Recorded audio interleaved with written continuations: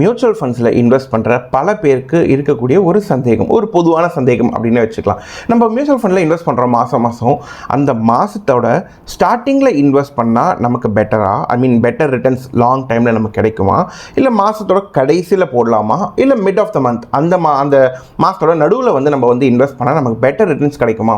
இந்த மாதிரி சில கேள்விகளுக்கு நீங்கள் பதில் தேடிட்டு இருக்கீங்க. இந்த மாதிரி கொஷின்ஸ் உங்கள் மைண்டில் ஓடிட்டு இருக்கு அப்படின்னா கண்டிப்பாக இந்த வீடியோ உங்களுக்கானது தான். இந்த வீடியோ ரொம்ப இன்ஃபர்மேட்டிவாக இருக்கும். அதனால் வீடியோ கண்டிப்பாக கடைசி வரைக்கும் பாருங்கள். அண்ட் மறக்காம சேனலுக்கும் சப்ஸ்கிரைப் பண்ணிக்கோங்க. ஸோ சைட வீடியோக்குள்ள போயிடலாம். பை தி வே, எல்லாருக்கும் வணக்கம். நான் தான் பிரகாஷ்.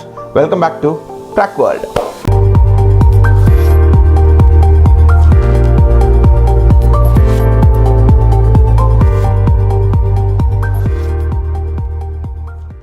சரி, பொதுவாக நமக்கு மியூச்சுவல் ஃபண்டோ இல்லை ஸ்டாக் மார்க்கெட்டோ ஏதோ ஒன்று, நீங்கள் ஒரு ஸ்டாக்ஸ் வாங்க போகிறீங்க, இல்லை மியூச்சுவல் ஃபண்ட் வாங்க போகிறீங்க அப்படின்போது இன்வெஸ்ட் பண்ண போகிறீங்க முடிவு பண்ணியாச்சுன்னா அதுக்கு ரெண்டு வழி இருக்குது. ஒன்று லம்சம்மாக இன்வெஸ்ட் பண்ணுறது, ரெண்டாவது எஸ்ஐபி மெத்தடில் இன்வெஸ்ட் பண்ணுறது.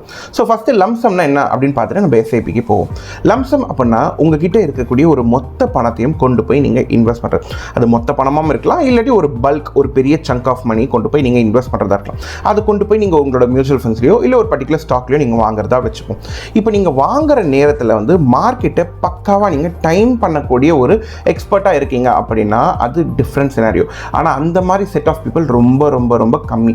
நம்ம மார்க்கெட்டை பற்றி ஒரு ஐடியாவே இல்லாமல் நம்ம இன்வெஸ்ட் பண்ண போகிறோம். ஒரு லம்சமான ஒரு மணியை கொடு, ஃபார் எக்ஸாம்பிள் ஒரு 1 லட்ச ரூபா நம்ம போடுறோன்னே வச்சுப்போம் எக்ஸாம்பிளுக்கு. இப்போ நீங்கள் பண்ணுற நேரத்தில் மார்க்கெட் அதோட ஆல் டைம் ஹைலியோ இல்லை ஆல்ரெடி ரொம்ப நல்ல பூமில் இருக்குது, அந்த நேரத்தில் நீங்கள் பணத்தை கொண்டு போய் போடுறீங்க அப்படின்னா உங்களோட நல்ல நேரம் மார்க்கெட் இன்னும் அடுத்த ஒரு 1-1.5 வருஷத்துக்கு நல்லா ஏறிட்டு இருந்ததுன்னா ஓகே, பட் அதுக்கான வாய்ப்புகளும் ரொம்ப கம்மி தான். இப்போ ஒருவேளை நீங்கள் வாங்கினதுலேருந்து மார்க்கெட் ஏதோ ஒரு மேக்ரோ லெவலில் ஒரு பொருளாதாரம் சரியா இல்லை அப்படின்னா, ஒரு மந்தப்பட்டிருக்கு அப்படிங்கிற போது மார்க்கெட் கீழே விழுது அப்படின்னா உங்களோட பணத்தை, அதாவது நீங்கள் இன்வெஸ்ட் பண்ணதோட பிரேக் ஈவன் பண்ணுறதுக்கே சில நேரங்களில் மாதம் இல்லாட்டி வருஷம் கூட ஆக வாய்ப்பு இருக்குது. பிரேக் ஈவன் அப்படின்னா என்னென்னா, நீங்கள் வாங்கின ஒரு 100 ரூபாய்க்கு நீங்கள் வாங்கியிருக்கீங்க அப்படின்னா அது கீழே விழுந்தது அப்படின்னா மறுபடியும் அது கீழே விழுந்து ஒரு மறுபடியும் மேலே 100 ரூபா வர்றதுக்கே சில வருஷங்களோ இல்லை சில மாதங்களோ ஆக வாய்ப்பு இருக்குது. அண்ட் இன்னும் சொல்ல போனால் குறிப்பிட்ட ஒரு பர்டிகுலர் ஸ்டாக்ஸ் எல்லாம் நீங்கள் இன்வெஸ்ட் பண்ணுறீங்க, எனக்கு அவங்க சொன்னாங்க இல்லை இவங்க சொன்னாங்கன்னு சொல்லிட்டு நான் ஏதோ ஒரு ஸ்டாக்ஸில் இன்வெஸ்ட் பண்ண, ரொம்ப சின்ன கம்பெனியில் இன்வெஸ்ட் பண்ண அப்படின்னா உங்களோட தவறுதலாக ஒருவேளை நீங்கள் தவறான கம்பெனிஸில் இன்வெஸ்ட் பண்ணியிருந்தீங்க அப்படின்னா அது சில நேரங்களில் கீழே விழுந்து மறுபடியும் பிரேக் ஈவனே ஆகாத நிலைக்கு கூட போகலாம். அதனால தான் எப்பவுமே நம்ம லம்சமாக இன்வெஸ்ட் பண்ணும்போது மார்க்கெட்டை டைம் பண்ணுறதுங்கிறது ரொம்ப முக்கியம். அண்ட் இன்னொரு விஷயம், நீங்கள் வாங்கக்கூடிய நேரத்தில் அந்த கம்பெனிஸோ இல்லை மியூச்சுவல் ஃபண்ட்ஸோ மியூச்சுவல் ஃபண்ட்ஸ்னால் அது டிஃப்ரெண்ட் சினாரியோ, பட் ஒரு கம்பெனிஸாக ஒரு ஸ்டாக்ஸ் வாங்குறீங்க அப்படின்னா அது எந்த அளவுக்கு வேல்யூவேஷன் நீங்கள் பண்ணி ப்ராப்பர் வேல்யூவேஷனில் வாங்குறீங்களா அப்படிங்கிறது ரொம்ப ரொம்ப முக்கியம். ரெண்டாவது பார்த்தோம் அப்படின்னா எஸ்ஐபி, அதாவது சிஸ்டமேட்டிக் இன்வெஸ்ட்மெண்ட் பிளான். இந்த எஸ்ஐபி என்னென்னா, நீங்கள் டிசிப்ளின்டாக ஒவ்வொரு மாதமும் ஒரு பர்டிகுலர் டைம் இன்டர்வல் வச்சுட்டு ரொம்ப டிசிப்ளின்டாக இன்வெஸ்ட் பண்ணிக்கிட்டே இருக்கீங்க அப்படின்னா அதை தான் எஸ்ஐபி அப்படின்னு சொல்லுவாங்க. இந்த டைம் இன்டர்வல் அப்படிங்கிறது கம்ப்ளீட்டாக டிபெண்ட்ஸ். சில பேர் வாரத்துக்கு ஒரு வாட்டி, அதாவது வாரத்துக்கு ஒரு திங்கட்கிழமை மாதிரி வச்சுட்டு ஒரு மண்டே இல்லை டியூஸ்டே ஒரு டேட்டை ஃபிக்ஸ் பண்ணிட்டு வாரம் இன்வெஸ்ட் பண்ணிகிட்டே இருப்பாங்க. இல்லை சில பேர் மாதத்துக்கு ஒரு டேட்டை ஃபிக்ஸ் பண்ணிட்டு அவங்க இன்வெஸ்ட் பண்ணிட்டே இருப்பாங்க. சில பேர் குவார்டர்லி, ஹாஃப் இயர்லி, சில பேர் வருஷத்துக்கு ஒரு வாட்டி ஒரு லம்சமாக கொண்டு போய் இன்வெஸ்ட் பண்ணுறது அப்படி கூட இருப்பாங்க. ஸோ பாயிண்ட் என்னென்னா, நீங்கள் ஒரு பர்டிகுலர் ஒரு டைம் இன்டர்வலை எடுத்துகிட்டு அந்த கால அளவில் நீங்கள் இன்வெஸ்ட் பண்ணிக்கிட்டே இருக்கீங்க டிசிப்ளின்டாக, எந்த இடத்துல ஸ்கிப் பண்ணாமல் பண்ணிகிட்டே இருக்கீங்க அப்படின்னா இதை தான் நம்ம எஸ்ஐபி அப்படின்னு சொல்லுவோம். அண்ட் இன்னும் முக்கியமான ஒரு விஷயம் இந்த எஸ்ஐபி பண்ணும்பொழுது நீங்கள் எந்த இடத்துலையும் மார்க்கெட்டை ப்ரெடிக்ட் பண்ணணும், மார்க்கெட் எப்படி இருக்க போகுது ஃபியூச்சரில் அப்படிங்கிற மாதிரி நீங்கள் எந்த ஒரு ப்ரெடிக்ஷனும் நீங்கள் பண்ண வேண்டாம். ஏன் அப்படின்னா எஸ்ஐபியில் ரொம்ப பெரிய பெனிஃபிட்டாக, ரொம்ப பெரிய ப்ளஸ் பாயிண்ட்டாக நம்ம கன்சிடர் பண்ணுறது என்ன அப்படின்னா ருபி காஸ்ட் ஆவரேஜிங். நீங்கள் இப்போ மியூச்சுவல் ஃபண்டில் இன்வெஸ்ட் பண்ண போகிறீங்க அப்படின்னா அங்கே யூனிட் கணக்கு தான் நம்ம வச்சு பேசிட்டு இருப்போம். ஒரு யூனிட் எவ்வளோ, 2 யூனிட் எவ்வளோ அப்படிங்கிற மாதிரி. இப்போ ஒரு யூனிட் ஜனவரி மாதம் நீங்கள் இன்வெஸ்ட் பண்ண போகும்போது 100 ரூபா இருக்குது அப்படின்னா நீங்கள் பிப்ரவரி மாதம் இன்வெஸ்ட் பண்ண போகிறீங்க அப்படின்னா அதே 100 ரூபா இருக்காது, ஏற்ற இறக்கங்கள் இருக்கும். கரெக்டுங்க. அப்போ அங்கே 120 அப்படி இருக்கலாம். இப்போ மார்ச் மாதம் ஒரு 78 ரூபாய், இல்லை ஏப்ரலில் ஒரு 115, 85 அப்படின்னு சொல்லிட்டு மார்க்கெட் ஏறினாலும் இறங்கினாலும் நீங்கள் உங்களோட பையிங் ப்ரைஸ் எப்போவுமே ஒரு ஆவரேஜாகவே இருக்கும். அதாவது மார்க்கெட் இப்போ ஒரு 120 ரூபா அப்படின்னு போச்சுன்னா நீங்கள் வாங்கக்கூடிய யூனிட்ஸ் கம்மியாகும். இப்போ நீங்கள் 78 அப்படின்னு சொல்லிட்டு மார்க்கெட்டுக்கு விழும்போது நீங்கள் வாங்கக்கூடிய யூனிட் அதிகமாகும். அதே நீங்கள் 2500 ரூபா தான், பட் யூனிட்ஸ் அதிகமாக வாங்குவீங்க. இங்கே கம்மியாக வாங்குவீங்க, இங்கே கொஞ்சம் அதிகமாக வாங்குவீங்க. இந்த மாதிரி மார்க்கெட் ஏற்றி இறக்கங்களை நீங்கள் எல்லா இடத்துலையும், அதோட மார்க்கெட் ஏறும்போதும் நீங்கள் வாங்கிட்டு இருக்கீங்க, இறங்கும் போதும் வாங்கிட்டு இருக்கீங்க அப்படின்னும் பொழுது ஆன் அ லாங் ரன் நமக்கு ஒரு ஆவரேஜாக ஒரு நல்ல ரிட்டர்ன்ஸ் வந்து கொடுக்கும். இதுதான் வந்து நம்ம ருப்பி காஸ்ட் ஆவரேஜிங் அப்படின்னு சொல்கிறோம். உங்களுக்கு ஒரு சின்ன இன்ட்ரெஸ்டிங் ஃபேக்ட் சொல்கிறேன். என்ன அப்படின்னு பார்த்தா 2020 இந்த 2020 இந்த கோவிட் டைம் இருக்குல்ல, அதோட ஸ்டார்டிங் டைமில் வந்து நமக்கு வந்து மியூச்சுவல் ஃபண்ட்ஸில் எஸ்ஐபியாக எவ்வளோ ரூபாய் வந்துக்கிட்டு இருந்தது மாதம் அப்படின்னு பார்த்தா கிட்டத்தட்ட 8500 கோடி வந்து மியூச்சுவல் ஃபண்ட் இண்டஸ்ட்ரிக்கு வந்துட்டு இருந்தது. ஆனால் அதே ஒரு வேகத்தில் ஒரு 5 வருஷம் தாண்டி நம்ம வரும்பொழுது இப்போது கிட்டத்தட்ட 26,000 கோடி, அதாவது 5 வருஷத்தில் இன்வெஸ்ட்மெண்ட்ஸ் மியூச்சுவல் ஃபண்ட்ஸில் ரீட்டெயில் இன்வெஸ்டர்ஸ் வந்து மார்க்கெட்டில் போடுறது கிட்டத்தட்ட 3 மடங்குக்கும் மேலே வளர்ந்துருக்கு 5 வருஷத்தில். இன்னும் சொல்லப்போனால் 2016 பார்த்தா கிட்டத்தட்ட 4000 கோடி கிட்டே இருந்தது. இப்போ இந்த கடந்த ஒரு 9 வருஷத்தில் மட்டும் நமக்கு 6 மடங்கு 6லேருந்து 7 மடங்கு வளர்ந்துருக்கு வித்தின் அந்த 8 to 9 இயர்ஸ் ஸ்பேனில். ஸோ அந்த அளவுக்கு வந்து ரீட்டைல் இன்வெஸ்டரோட பார்ட்டிசிபேஷன் வந்து ரொம்ப அதிகமாகவே இருக்குது. அண்ட் இன்னும் சொல்லப்போனால் வந்து யூனியன் அசட் மேனேஜ்மெண்ட் கம்பெனியோட CEO மது நாராயணன் அவர் என்ன சொல்கிறாருன்னா, அடுத்த 1.5-2 வருஷத்தில் இந்த 26,000 கோடிங்கிறது வந்து 40,000 கோடி வரைக்கும் வளர்கிறதுக்கான வாய்ப்புகள் ரொம்ப அதிகமாக இருக்குது எஸ்ஐபியில் அப்படின்னு சொல்லிட்டு இருக்காரு. சரி, இதுதான் வீடியோவோட ரொம்ப முக்கியமான பகுதி. அதாவது இன்வெஸ்ட் பண்ணுற பல பேரை வந்து எந்த தேதியில் இன்வெஸ்ட் பண்ணலாம் அப்படின்னு சொல்லிட்டு பல யோசனைகள் இருப்பாங்க.